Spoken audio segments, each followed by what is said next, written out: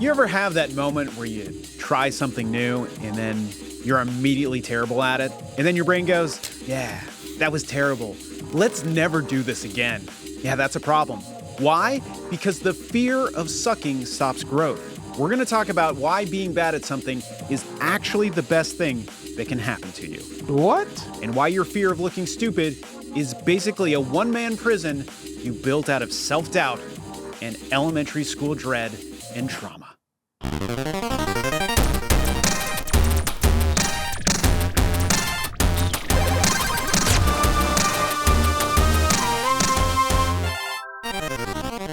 Welcome back to another episode of SillyGooseEQ, where we ask, you good, bro? I'm your resident Silly Goose, Zeke, and today we're going to talk about why it's actually a superpower to be bad at things. What? That's so weird. That sounds crazy. I promised you it's not. Believe it or not, we aren't great at everything right out of the gate. And maybe you know that. Or maybe you think you should be good at stuff just because you're an adult. But let's get real. You're more than likely a grown man if you're watching this video. And maybe you've built a career. And maybe you even got a family. And maybe you finally figured out how to do your taxes without throwing small appliances across the room.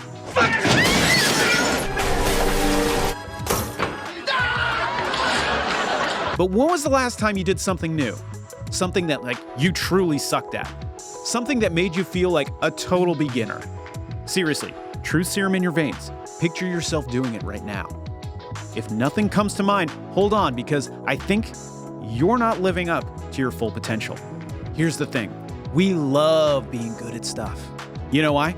Because it feels safe. It feels powerful. It feels sexy, and you feel unstoppable.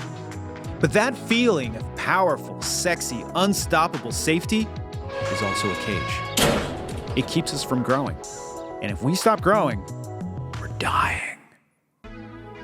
Your brain is a drama queen. You think I'm being dramatic? Whatever. Your brain is dramatic. Drama! So you try a new skill and immediately it's like, well, this is humiliating. Pack it up. We're never showing our face in this Zumba class ever again. But no one cares. Seriously, I promise you, no one is going home thinking how bad you were at karaoke last night. People are too busy worrying about themselves and their own stuff. You are not the main character of their insecurities. And that's not to say that I'm perfect at this. My brain's first response to failure is to retreat, but I've trained it to immediately shift into, okay, with a little practice, maybe I could get better at this. Yeah, suck it, brain. We love neuroplasticity around here. Am I right?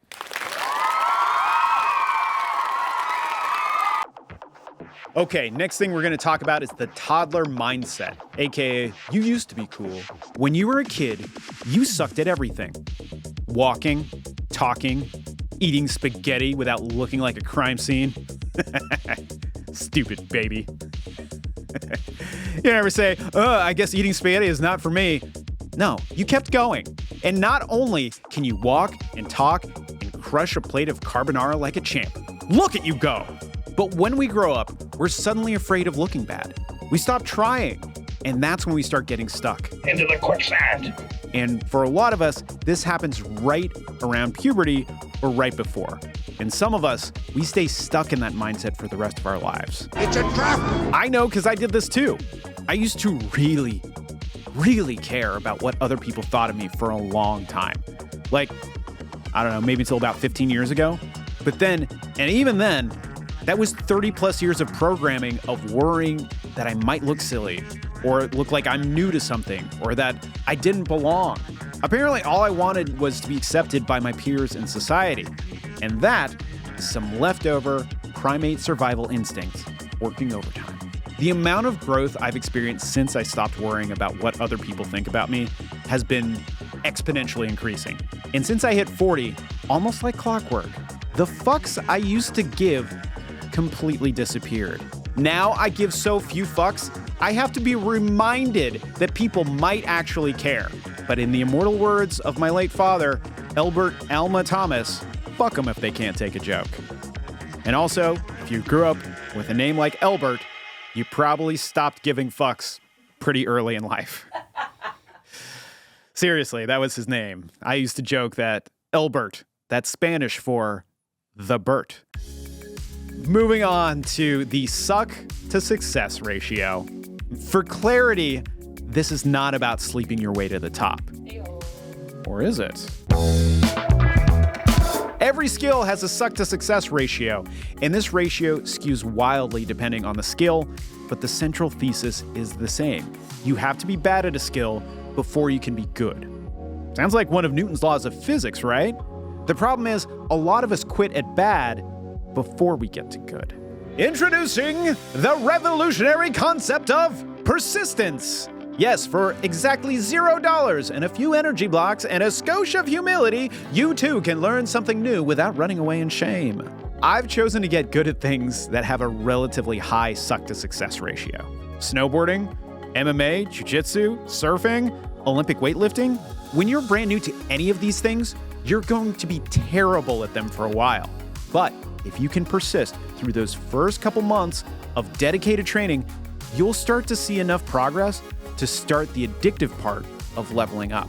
Also, it should be noted that these are all perishable skills, and if you don't practice them, it's pretty easy to level down.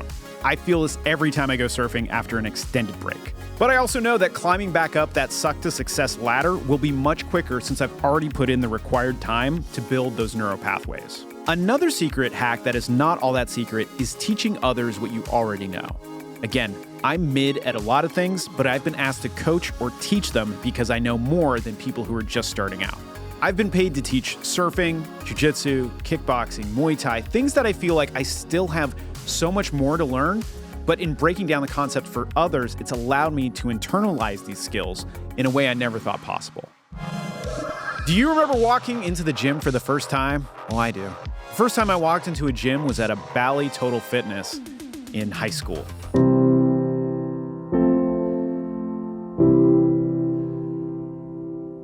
I was convinced everyone was judging me. Like there was a secret council of large buff dudes whispering, "Look at this string bean. He doesn't even know anything. You could barely bench 95 pounds." But in reality, no one cared. And Slice Stallone was definitely not there. They were too busy checking themselves out in the mirror to even care. I would go on to have this exact same experience at Boston College when I started working with a strength coach there. And then I would have the same thought process again when I started training MMA, and then the exact same experience when I started training CrossFit. Are we sensing a pattern here? As long as you're not being unsafe or being a complete gaper, no one cares. And if they do, remember, fuck them. They have a spiritual sickness that has allowed them to forget that they too were once a newbie. Ever try speaking a new language? Yeah, you probably sound like a broken robot. But here's the thing, if you keep going, you'll get better.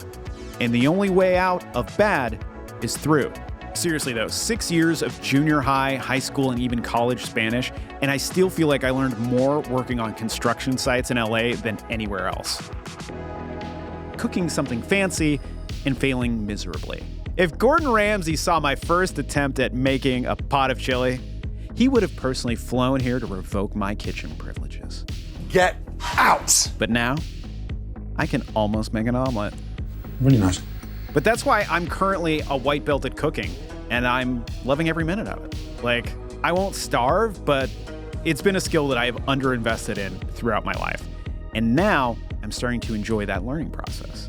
But I'm on the bottom rung of the ladder. And currently I'm relegated to being sous chef to my wife and helping with prep and cleaning. But I'm starting to learn the basic principles of cooking, and that part is very exciting. But that drives me to my main point. I love learning new things, and the process of learning things doesn't scare me anymore. I have so much proof that my brain is wired to learn things, and that I will get better with time and reps. But again, it also helps that I just don't care what people think about me. I don't care if I look stupid, and I just don't get embarrassed easily.